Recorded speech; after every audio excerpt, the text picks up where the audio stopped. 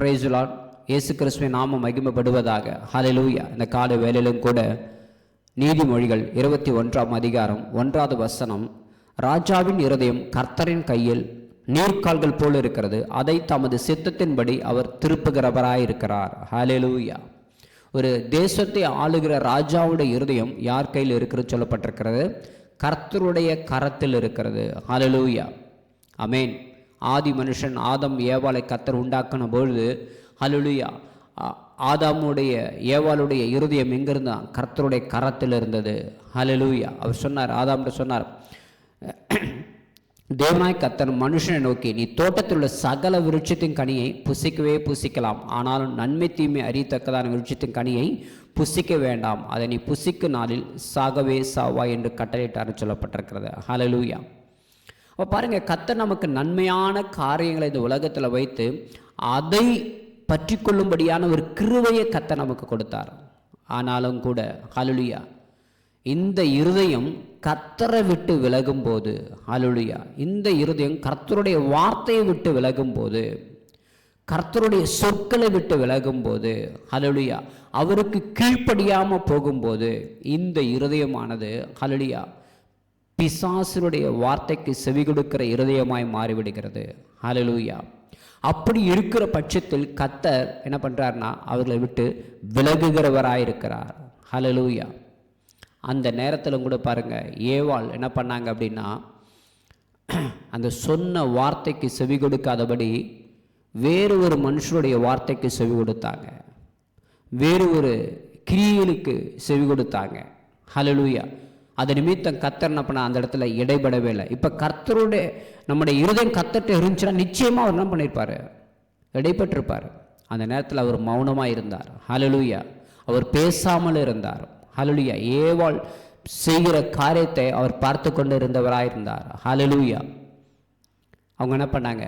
கர்த்தர் செய்யக்கூடாத காரியத்தை செய்து தன்னுடைய கணவரும் அந்த பாவத்தை செய்யும்படியாக கர்த்தருடைய வார்த்தைக்கு மீறி நடக்கும்படியான ஒரு காரியத்தை அந்த இடத்துல செய்தார்கள். ஹல்லேலூயா. இருவருமாய் சேர்ந்து செய்தார்கள். அப்போது கர்த்தருடைய இருதயம், அவங்களுடைய இருதயம் கர்த்தரிடத்தில் இல்லை. ஹல்லேலூயா. அவர் விலகினார். எப்பொழுது நாம் கர்த்தருடைய வார்த்தைக்கு செவி கொடுக்காமல் போகிறோமோ, எப்போது நம்முடைய சுயத்தில் நம்முடைய மாமிசத்தில் போகிறோமோ, எப்போது நாமே என்ன பண்ணோம் பல காரியங்களை சிந்தித்து செயல்பட நினைக்கிறோமோ, அப்போது கர்த்தர் நம்ம விட்டு விலகுகிறவராயிருக்கிறார். ஹல்லேலூயா. பாருங்க, சவுல் கர்த்தர் ராஜாவாக்கினார். ஹல்லேலூயா. மக்கள் கேட்டது நிமித்தம் மக்கள் என்ன பண்ணாங்க? கர்த்தரை ஒதுக்குனாங்க. எங்களுக்குன்னு ஒரு ராஜாவை உண்டாக்கணும் அப்படின்னு சொல்லிட்டு, சரின்னு சொல்லிட்டு என்ன பண்ணாங்க? எங்களை ஆளுகுவதுக்கு ஒரு ராஜா போதும், கர்த்தர்கிட்ட பேச முடியல. ஏன்னா அந்தளவுக்கு நாங்கள் பரிசுத்தம் இல்லை, அவங்களுக்குள்ள விசுவாசம் இல்லை, எங்களுக்குள்ள பரிசுத்தம் இல்லை. அதனால் நாங்கள் எங்கள் மனுஷன் ஆண்டா போதும், கர்த்தருடைய கோபாக்கினைக்கு நாங்கள் ஆளாக வேண்டாம் அப்படின்ட்டாங்க. அப்போ பாருங்கள், அதுபடி கர்த்தர் ராஜாவை உண்டாக்கினார், சவுலை உண்டாக்கினார். அவர் உண்டாக்கும்போது பார்த்திங்கன்னா ஒரு நல்ல காரியத்துக்கு தான் உண்டாக்குனார். ஆனால் ஆரம்பத்தில் சவுல் என்ன பண்ணார்னா சாமுவேலோட வார்த்தையின்படி கேட்டு நடந்தார். ஆனால் போக போக அவருடைய இருதயம் நான் அப்படின்ற ஒரு எண்ணத்துக்குள்ளே வந்தது. நான் செய்வேன், நான் பண்ணுவேன் அப்படின்னு கேட்டு அப்படின்னு நினைத்து மக்களுடைய வார்த்தைக்கும் செவி கொடுத்து அவர் என்ன பண்ணனா சாமுவேலோட வார்த்தைக்கு மீறி நடந்தார். சாமுவேலோட வார்த்தை எங்கேருந்து வந்ததுங்க? கர்த்தரிடத்திலிருந்து சாமுவேலுக்கு வந்தது. அப்போ கர்த்தருடைய வார்த்தைக்கு விரோதமாக அவர் செயல்பட்டார், கீழ்ப்படியாமற் போனார். அது நிமித்தம் பாருங்க, அந்த ராஜ்ய பாரம் அவரை விட்டு நீங்கியது. அது மாத்திரமல்ல, கர்த்தரும் அவரை விட்டு நீங்கினார். அவர் விட்டு நீங்கின பிறகு அசுத்த ஆவி சவுல் என்ன பண்ணது? பிடித்ததுன்னு சொல்லப்பட்டிருக்கிறது. ஹல்லேலூயா. அப்போ கர்த்தருடைய வார்த்தைக்கு விரோதமாக நம்ம செயல்பட்டால், கர்த்தருடைய வார்த்தைக்கு நம்ம மீறி நடந்தோமானால், அசுத்த ஆவி என்ன பண்ணும்? நம்மை ஆளுகை செய்யும். அது நிமித்தம் தான் குடும்பத்தில் போராட்டம், அது நிமித்தம் தான் குடும்பத்தில் பிரச்சனை. ஹல்லேலூயா. ஒரு கணவன் மனைவி பிள்ளைகள் என்ன பண்ணணும்? கர்த்தருடைய வார்த்தைக்கு செவி கொடுக்கணும். பிள்ளைகள் பெற்றோருடைய வார்த்தைக்கு செவி கொடுக்கணும். அதிகாலை எழுந்து ஜெபிக்கணும், குடும்ப ஜெபம் செய்யணும். ஹல்லேலூயா. ஏசப்பா இந்த நாள் எனக்கு ஆலோசனை சொல்லுங்க, நான் எப்படி நடக்க வேண்டும் என்று கர்த்தரிடத்தில் கேட்கணும். அநேக ஆலோசனைக்காரர்கள் ஜெயம் கிடைக்கும் சொல்லப்பட்டிருக்கிறது. ஹல்லேலூயா. உண்மையாய் ஆலோசனை சொல்லுகிற பரிசுத்தவாங்களிடத்தில் ஆலோசனை கேட்கணும். ஹல்லேலூயா. கர்த்தர் நிச்சயமா என்ன பண்ணுவார், ஜெயம் கொடுக்கிறவராயிருக்கிறார். ஹல்லேலூயா. அப்ப பாருங்க, தாவீது அநேக பாவத்தை செய்தார், ஆனாலும் கர்த்தருடைய சமூகத்தில் போய் அவர் விழுந்தார். கர்த்தருடைய சமூகத்தில் போய் அவர் விழுந்த நிமித்தம் கர்த்தர் அவரை திரும்பமாய் தூக்கி எடுத்தார். ஹல்லேலூயா. அவர் திரும்ப அவர் பாவம் செய்யவே இல்லை.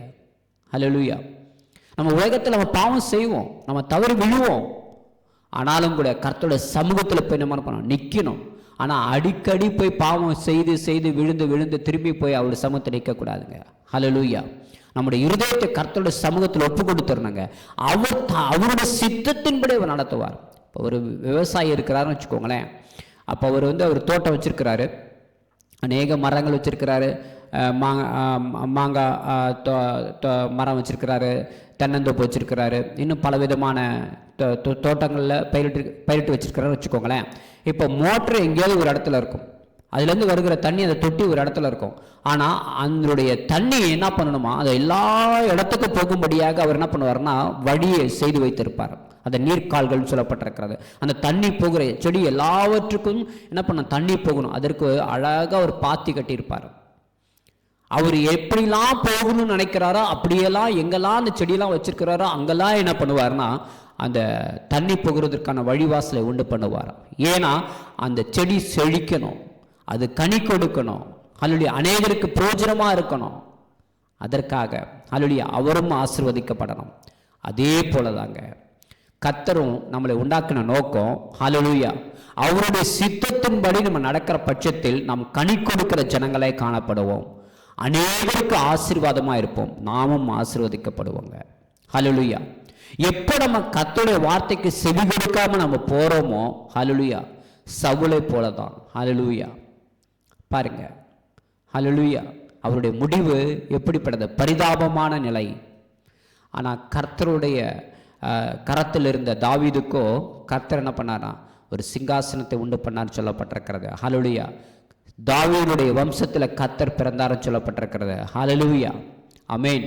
கடவுளாக இருந்தவர், அவர் தான் கடவுள், அண்ட சராசரத்தை உருவாக்கினவர், ஆதியும் அந்தமுமானவர், அல்பாவும் ஒமேகாவுமானவர், மரித்தோர் இதோ சதா காலங்கள் உயிரோடு என்று சொன்னவர் கர்த்தராகிய இயேசு கிறிஸ்துவானவர். ஹல்லேலூயா. பழைய ஏற்பாட்டில் இருக்கிற அதே தேவன் தான் கர்த்தராகிய இயேசு கிறிஸ்துவானவர். ஹல்லேலூயா. அவர் மாம்சத்தில் இந்த உலகத்தில் வந்தார். நமக்காக அடிக்கப்படும்படியாக, நாம் செய்த பாவத்தை அவர் சுமக்கும்படியாக. ஹல்லேலூயா. பாவத்தின் சம்பளம் மரணம், அது நிமித்தம் அவருக்கு மரணம். ஹல்லேலூயா. உயிர்த்தெழுந்தார். ஹல்லேலூயா. இன்றும் நமக்குள்ள பரிசுத்த ஆவியாக ஜீவிக்கிறவராக இருக்கிறார். தேவன் ஆவியாக இருக்கிறான்னு சொல்லப்பட்டிருக்கிறது. ஹல்லேலூயா. அப்படியாய் நமக்குள்ள வாசம் செய்கிறவராக இருக்கிறார். ஹல்லேலூயா. நம்முடைய இருதயத்தை ஆவியானவருக்கு ஒப்பு கொடுக்கணுங்க, பரிசுத்த ஆவியானவருக்கு ஒப்பு கொடுக்கணும், அவருடைய சித்தத்தின்படி செய்யும்படியாக நம்ம ஒப்பு கொடுக்கணும். அப்ப நம்ம செழிக்கப்படுவோங்க. ஹல்லேலூயா. ஒரு தண்ணீர் எங்கெல்லாம் போகுதோ அந்த இடத்துலலாம் ஒரு செழிப்பு காணப்படுங்க. ஹல்லேலூயா. தண்ணீர் இருக்கிற எல்லா இடத்துலையும் கண்டிப்பா அனுப்பணும், நிச்சயமா ஒரு செழிப்பு காணப்படும். ஹல்லேலூயா.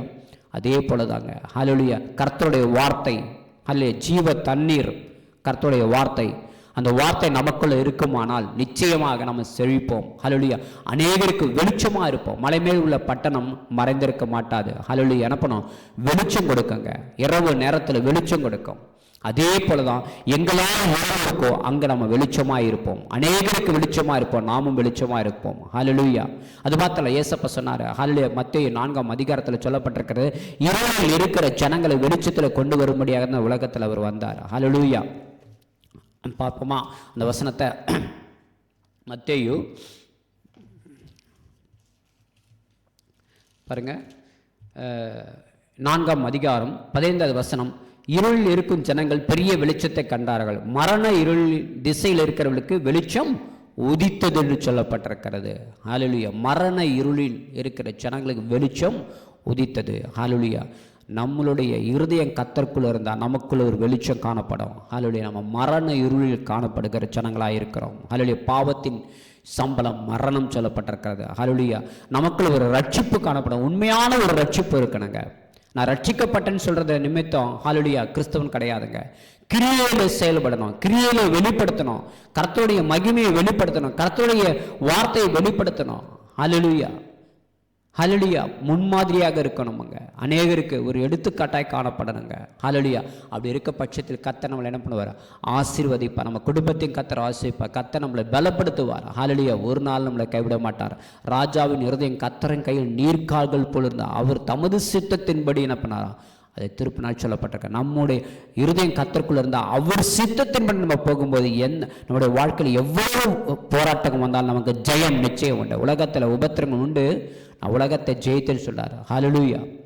அவர் ஜெயித்த தேவன் நம்மளையும் ஜெயிக்க வைக்கிறவராக இருக்கிறார். ஆமென். ஹல்லேலூயா. நம்முடைய இருதயம் கர்த்தருடைய கரத்தில் இருக்கணுங்க. இந்த நாளும் கூட உங்கள் இருதயத்தை கர்த்தருடைய கரத்தில் ஒப்பு கொடுங்க. அவர் உங்களை எடுத்து பயன்படுத்துவார். அவருடைய சித்தத்தின்படி உங்கள் வாழ்க்கை மனமகிழ்ச்சியாக இருக்கும். கர்த்தர் உங்களை ஆசைப்படுறார். கர்த்தர் தாமே உங்களை பலப்படுத்துவாராக. Amen. Hallelujah. Glory to Jesus.